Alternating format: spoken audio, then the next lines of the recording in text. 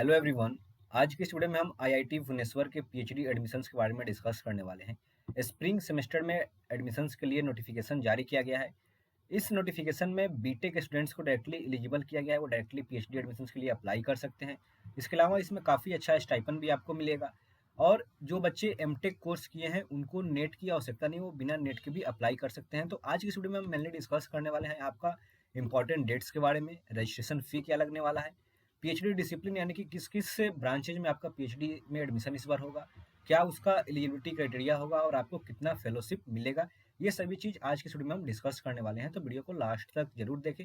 और आप हमारे चैनल को नहीं सब्सक्राइब किए हैं तो आप हमारे चैनल को सब्सक्राइब कर लें और बेल आइकन को दबा दें, जिससे हमारी नोटिफिकेशन आपको सबसे पहले मिल जाए। तो आइए आज की वीडियो को हम शुरू करते हैं।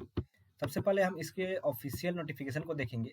ये आईआईटी भुवनेश्वर के द्वारा ऑफिशियल नोटिफिकेशन जारी किया गया है।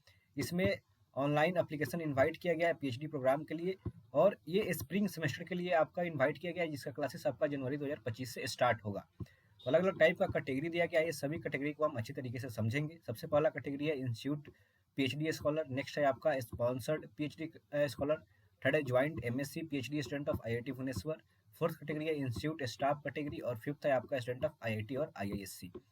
तो ये सभी कैटेगरी हम अच्छे तरीके से वीडियो में आगे समझेंगे। सबसे पहले हम बात कर लेते हैं इंपॉर्टेंट डेट्स के बारे में। तो जो आप इसका इंपॉर्टेंट डेट्स है वो देख सकते हैं कि 16 अक्टूबर से इसका फॉर्म स्टार्ट हो गया है, और लास्ट डेट जो है वो आपका 17 नवंबर दिया गया है। तो 17 नवंबर से पहले आप इसका फॉर्म फिल कर लें। इसके अलावा इसमें अलग अलग स्कूल और सेंटर दिया गया है जिसमें आपका पीएचडी का एडमिशन होगा। तो अगर आपका इसका ज़्यादा डिटेल्स किसी भी सेंटर के बारे में जानना चाहते हैं तो आप यहाँ से लिंक पे क्लिक करके इसका डिटेल्स देख सकते हैं। तो हम आगे डिस्कस कर लेते हैं एलिजिबिलिटी क्राइटेरिया के बारे में। तो सबसे पहले हम डिस्कस करेंगे ऑल इंजीनियरिंग स्कूल्स में, यानी कि जो भी बच्चे इंजीनियरिंग स्कूल्स में अपना पीएचडी में एडमिशन लेंगे उनका क्या एलिजिबिलिटी क्राइटेरिया होगा। तो सबसे पहला तो ये है कि अगर वो स्टूडेंट्स एमटेक या एमई किया है या फिर कोई उसके इक्विवेलेंट डिग्री किया है तो उनको मात्र 60% मार्क्स चाहिए, या फिर 6.5 सीजीपीए चाहिए 10 पॉइंट स्केल पे। या फिर अगर किसी बच्चे ने बीटेक या बीई या इसके इक्विवेलेंट कोई कोर्स किया है तो उनको 70% मार्क्स चाहिए, या फिर 7.5 सीजीपीए आपका स्कोर होना चाहिए। और इसके साथ ही साथ उनको गेट एग्जाम क्वालिफाइड होना चाहिए, यानी कि जो बच्चे बीटेक पे अप्लाई करना चाहते हैं उनके पास गेट स्कोर मैंडेटरी है। इसके अलावा मिनिमम 60% मार्क्स और 6.5 CGPA required in all other examination from 10 onward, यानी कि आप 10 से लेकर बीटेक एमटेक जो भी किए हैं सभी में 60% मार्क्स से ज़्यादा होना चाहिए। इसके अलावा इसमें single relaxation up to 5% marks in secondary higher secondary equivalent is permitted, यानी कि अगर इसमें थोड़ा आपका हायर सेकेंडरी या फिर सेकेंडरी में थोड़ा कम भी है तो वो चलेगा, लेकिन बीटेक में आपका इससे ज़्यादा होना चाहिए।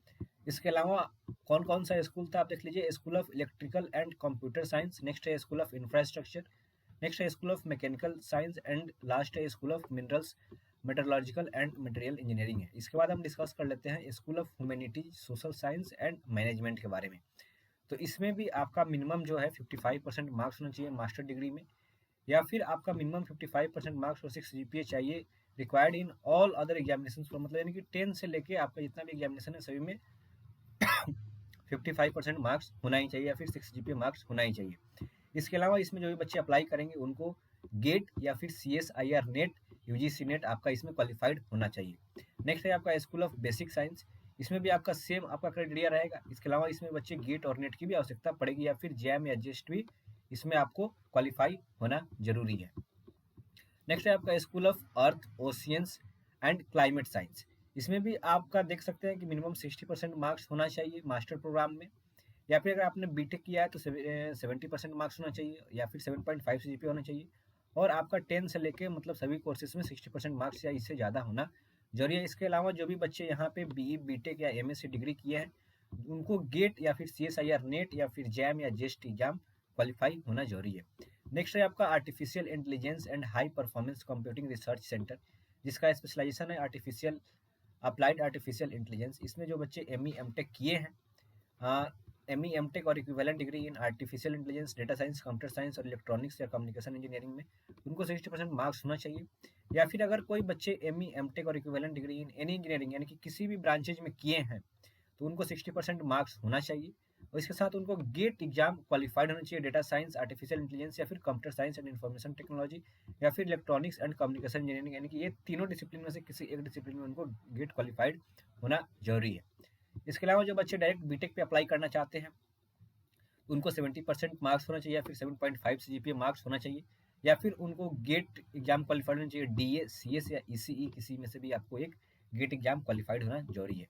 नेक्स्ट आपका, अगर आप किसी ने मास्टर ऑफ साइंस किया है, एमटेक ना करके मास्टर ऑफ साइंस किया है मैथमेटिक्स, बायोलॉजी, जेनेटिक्स, साइकोलॉजी या फिर इस सब में, तो इसके लिए 60% मार्क्स होना जरूरी है।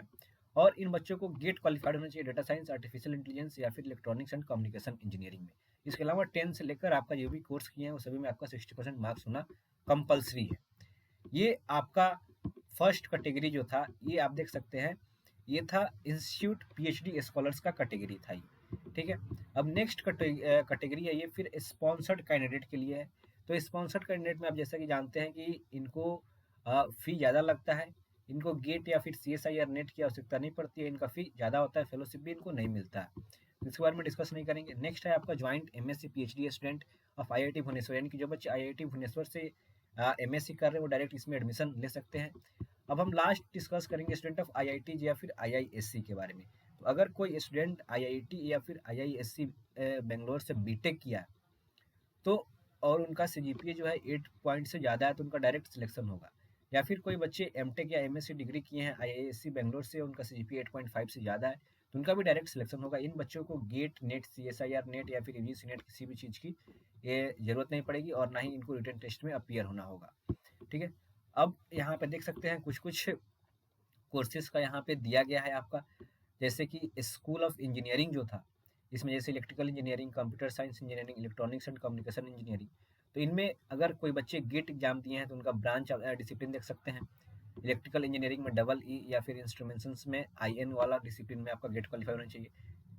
इसी के साथ अगर कोई बच्चे कंप्यूटर साइंस एंड इंजीनियरिंग में अप्लाई करना चाहते हैं तो उनको या फिर सीएस या फिर डीए में गेट क्वालिफाई होना चाहिए, या फिर इन बच्चों को नेट में कंप्यूटर साइंस एंड एप्लीकेशंस का नेट पेपर क्वालिफाइड होना चाहिए। इस प्रकार से आपका सभी पेपर का गेट दिया गया या फिर नेट का डिसिप्लिन बताया गया है। अब हम आगे डिस्कस कर लेते हैं फेलोशिप के बारे में। तो आप यहाँ पे देख सकते हैं, candidate posing minimum eligibility criteria are eligible to receive institute research apprenticeship or UGC, CSI or NET junior research fellowship or any other doctoral fellowship offered by the government of India as applicable on joining the PhD program. Scholars admitted under institute staff category sponsored by external organizations are not entitled for assistantship. यानी कि जो बच्चे इसमें staff category या फिर sponsored category है, इनको छोड़ दिया जाए तो बाकी सभी बच्चे को फेलोशिप मिलेगा, उनको असिस्टेंटशिप मिलेगा, जो भी आपका मतलब सेंट्रल गवर्नमेंट का रूल है उसके तहत आपको फेलोशिप इसमें प्रोवाइड किया जाएगा। इसके अलावा जो भी यहाँ पे सिलेक्शन प्रोसीड्योर है, ये स्कूल टू स्कूल डिपेंड करता है, किस स्कूल का क्या एलिजिबिलिटी क्राइटेरिया होगा। तो मेनली आपका सिलेक्शन होगा, सिलेक्शन के बाद आपका रिटन टेस्ट या फिर इंटरव्यू या फिर दोनों हो सकता है। इसके बाद हम डिस्कस कर लेते हैं एप्लीकेशन फ़ी के बारे में। तो आप देख सकते हैं जनरल ईडब्ल्यूएस या फिर ओबीसी कैंडिडेट को 500 रुपये लगेगा, वहीं SC/ST पीडब्ल्यूडी कैंडिडेट को 250 लगेगा, और कोई नेशनल फॉरेन नेशनल है उनको $50 यूएस डॉलर लगेगा, और कोई फीमेल कैंडिडेट है उनको कोई भी फ़ी देने की ज़रूरत नहीं है, उनका जीरो फ़ी लगेगा। और एप्लीकेशन फ़ी जो है आपका ये नॉन रिफंडेबल है, यानी कि रिफंड नहीं होगा। तो ये अगर किसी भी प्रकार से आपको कोई भी डाउट होता है तो यहाँ पे आपको डाउट के लिए यहाँ पे मेल आईडी और कॉन्टैक्ट नंबर दिया गया है, आप इस पर कॉन्टैक्ट कर सकते हैं। तो ये था आईआईटी भुवनेश्वर में पीएचडी एडमिशन्स के बारे में बेसिक नोटिफिकेशन जो मैंने डिस्कस किया। इसके अलावा अगर आपको कोई भी डाउट होता है इसमें एडमिशन्स के रिगार्डिंग, तो आप अपना डाउट हमारे कमेंट बॉक्स में जरूर पूछिए, मैं आपके डाउट का रिप्लाई देने का कोशिश जरूर करूँगा। तो मिलते हैं नेक्स्ट वीडियो में, टिल देन बाय बाय।